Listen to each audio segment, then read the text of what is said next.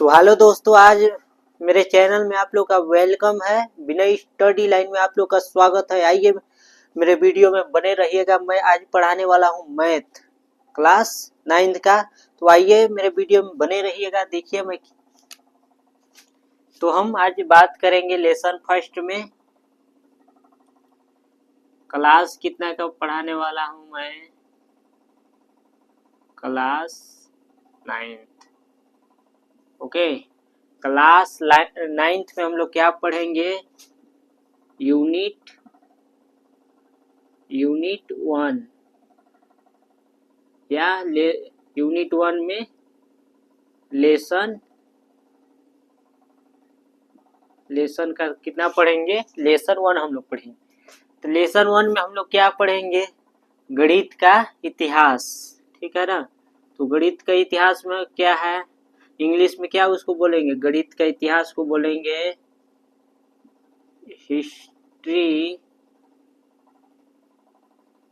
History of mathematics.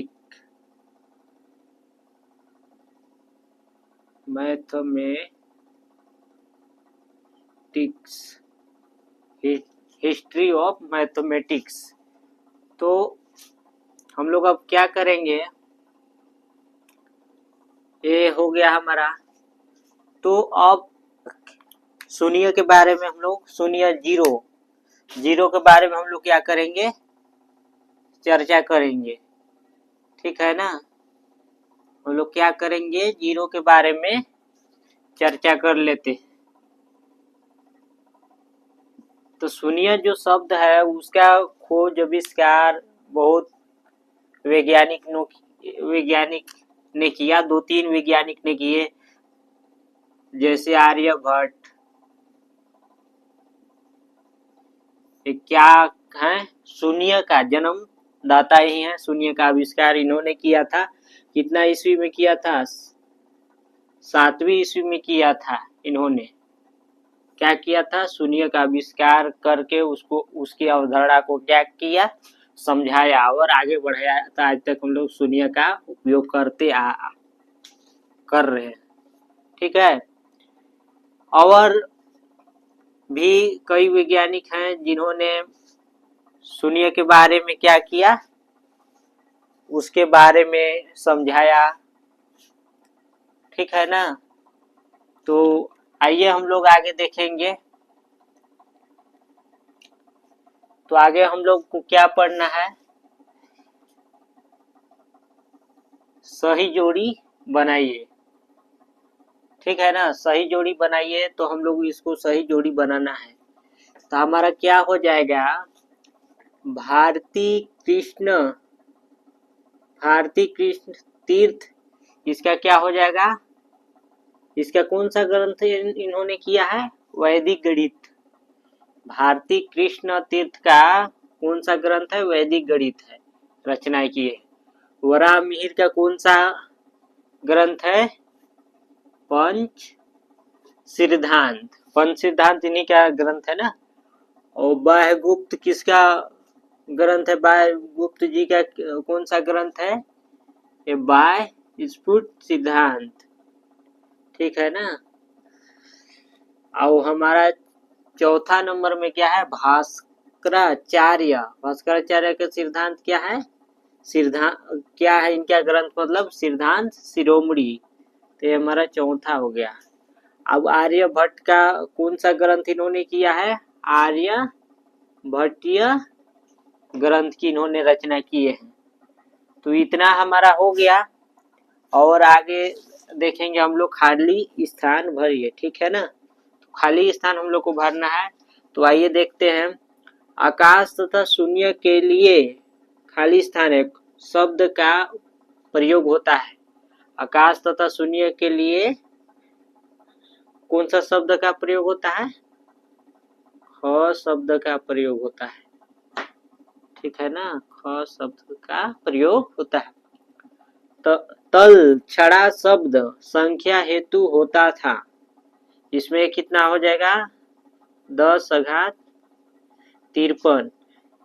तल छड़ा शब्द 10⁻53 संख्या हेतु क्या होता था, उपयोग होता था। वर्णांक पद्धति का प्रयोग, ये खाली स्थान है, गणितज्ञ ने अपने ग्रंथ में किया। मैंने अपने ग्रंथ में कौन से रचनाएं की है, ऐसे करके है।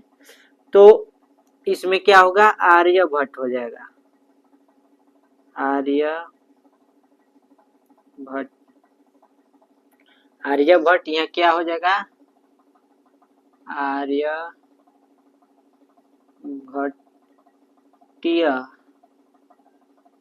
यहाँ क्या हो जाएगा, आर्यभट्टीय। वर्णांक पद्धति का प्रयोग आर्यभट्ट गणितज्ञ ने अपने आर्यभट्टीय ग्रंथ में किए, रचनाएं किए, ठीक ना। अब यहाँ हमारा 4 नंबर क्या कर रहा है, को ही अव्यक्त गणित कहा जाता है। यहाँ हो जाएगा हमारा बीजगणित, बीजगणित, बीजगणित को कहा जाता है, अव्यक्त गणित कहा जाता है। 5वां हो जाएगा वैदिक गणित में सूत्र हैं।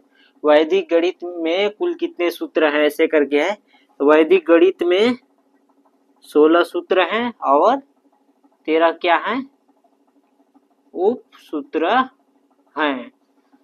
तो इसी तरह इस लेसन हमारा समाप्त होता है। जो शून्य का आविष्कार है क्वेश्चन, उसकी प्रकाश डाली है, तो उसके बारे में आप लोग, उसके बारे में किताब से आप लोग उसको पढ़ लीजिएगा। और आर्यभट्ट हैं, ये सब जो रचनाएं किए हैं, ग्रंथ किए हैं, और बहुत सारे हैं हमारे भारतीय कृष्ण तीर्थ, रामवीर ब्रह्मगुप्त, ये सब आर्यभट्ट, आर्यभट्ट जो हैं ये हैं ब्रह्मगुप्त जी, ठीक है ना। तो इन्होंने क्या किया है कि बहुत शून्य के बारे में बहुत समझाया है, बहुत अवधारणा दिए हैं। तो उसको आप लोग पढ़ लीजिएगा, तो शून्य के बारे में आप लोग बहुत कुछ जान जाइएगा। तो ठीक है प्यारे बच्चों, क्या है कि इसी तरह मैं अपने लेसन को क्या करता हूँ, एंड करता हूँ, समाप्त करता हूँ लेसन 1 में। और कुछ नहीं है, और बुक से आप लोग पढ़ लीजिएगा। आगे हम लोग 1.2 का अगले नेक्स्ट दिन क्या करेंगे, पढ़ाई करेंगे। ओके, ठीक है ना। ठीक है, तो धन्यवाद, वीडियो को देखते रहिएगा, बने रहिए। ओके, धन्यवाद।